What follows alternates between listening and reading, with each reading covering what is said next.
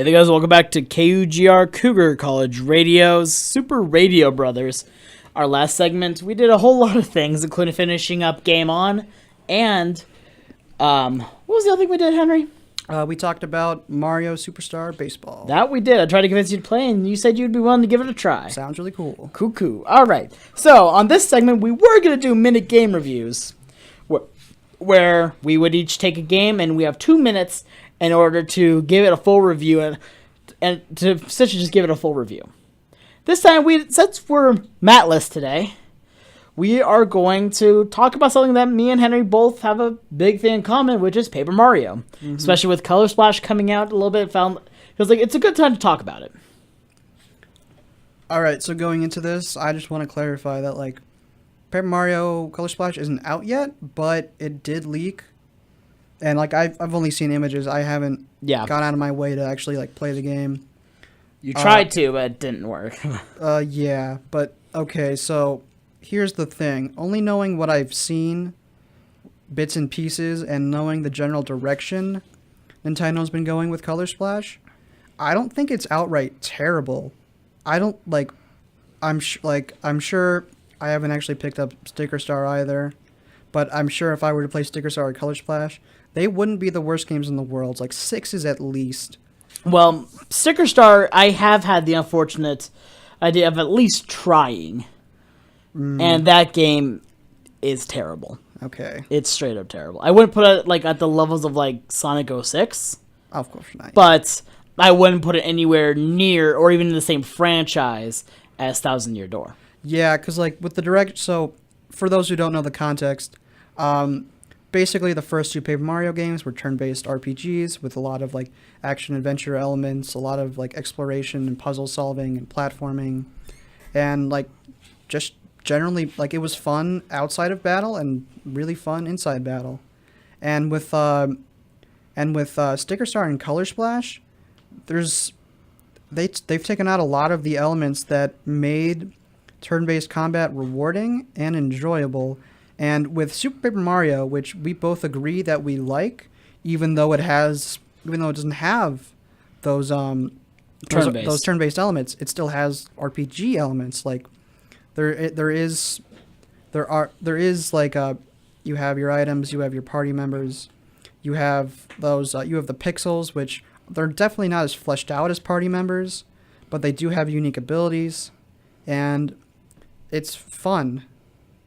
It's still a fun game, and with Color Splash and Sticker Star, I honestly don't even see the point of having turn-based combat, because it seems almost similar to me as set pieces in games, where you take a game like Uncharted, and then the player character Nathan Drake is he's climbing up a cliff, and then a train falls down the hill and it goes right past him, and it's kind of ooh, player, look at that, it's so cool, but there's no real gameplay in that aside from just climbing, but it just gives you something entertaining to look at.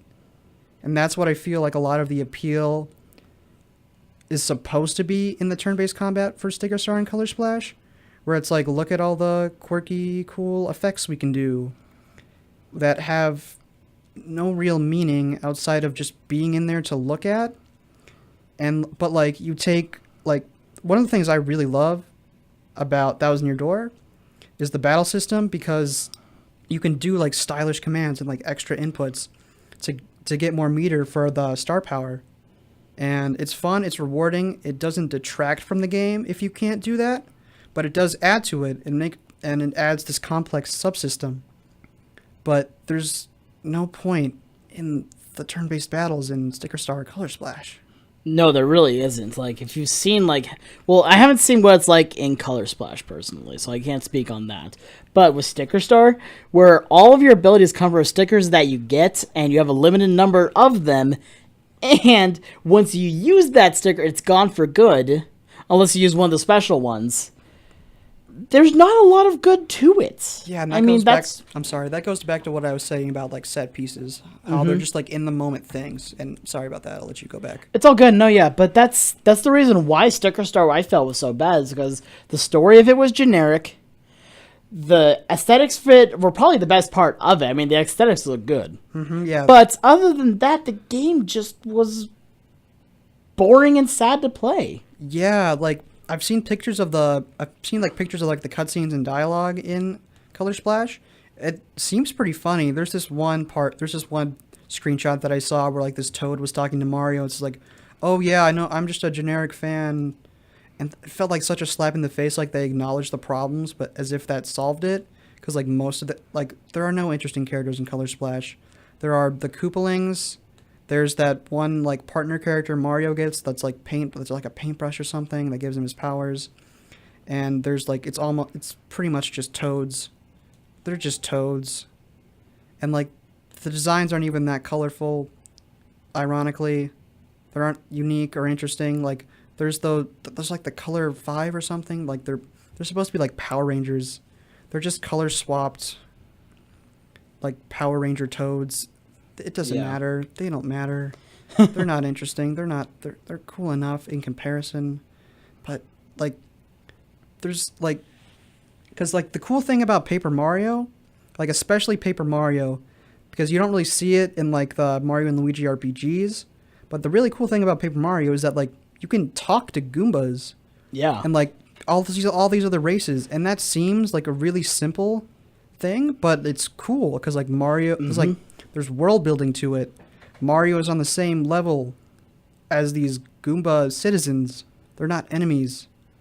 And like you have all these cool like races, like fantasy like races practically in the Mario universe that you can interact with and work with and have as like interesting characters potentially. One thing I would like to talk about and thank you for bringing up interesting characters, is one of the reasons why I really don't like Sticker Star is the sidekick for the game, which is Kirsty.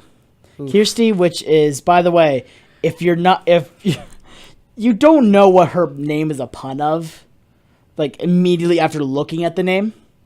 Kirsty. Kersti. I have no idea. Put it in half and reverse it. Oh my god. Yeah, that's her name. Oh, and the whole joke is that Sticker. Yes, the whole joke with it. Well, I love puns personally, but her character's just bland. Yeah, like Dragon Quest does puns really well. Remember that time I talked about Dragon Quest? Yeah, that was last episode. Everyone was entertained. Yeah, that was last episode. Anyway, going back to Paper Mario, for what I've seen on Colors, and you touched on this a little bit, I love the writing of it, which that makes me very excited to see because it breaks the fourth wall constantly. It still is clever when it does so, and it's funny dialogue. Like okay, I'm gonna go back to one of my favorite lines in Paper Mario 1000-Year Door is when you're going above, when you're just about ready to confront Grubba in Chapter 3, my favorite chapter of all time. He says, you know what, I'm thinking aloud out here. Might as well talk about everything important and release the plot because reasons.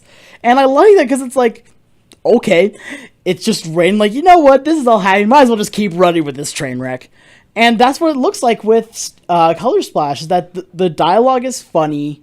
It's very, like, it makes fun of itself. Like, I saw one a little bit ago where it was in a group of toads. That's the picture I was talking about with Toad's like, I'm just a generic Toad.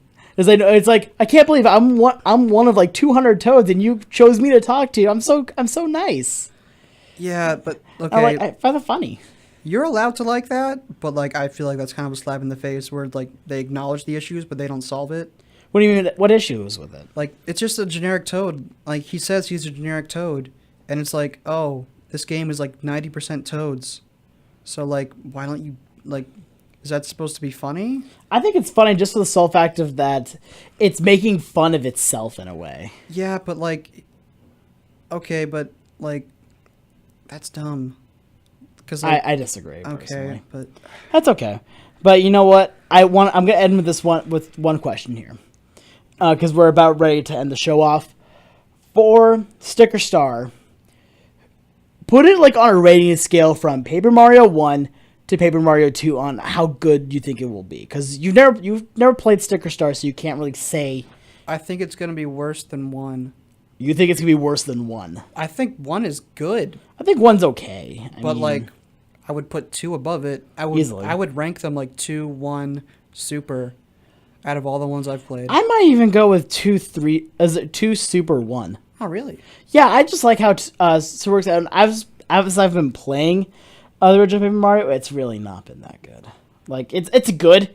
It's definitely a good game, but there's a lot of things that hasn't aged well. I'll have to play more of it. I put it back down a while ago, but I'll have to play it Yeah, how again. far did you get into it, by the way? Haven't beaten chapter 2. Okay, because I think I'm done with chapter 3 now. Okay, yeah. I'll pick it up again eventually. Okay, regardless. All right, well, thank you guys for listening today to Super Radio Bros. I'm Alex. I'm Henry. Yep, and so tune in next week. We're going to be doing a lot of the same stuff. A little bit things, hopefully a little differently, as we had a lot of technical difficulties this episode. So thanks for tuning in. Make sure you keep listening to KUGR Cougar College Radio. Support all the other shows on here, and we will see you guys next time. Powering.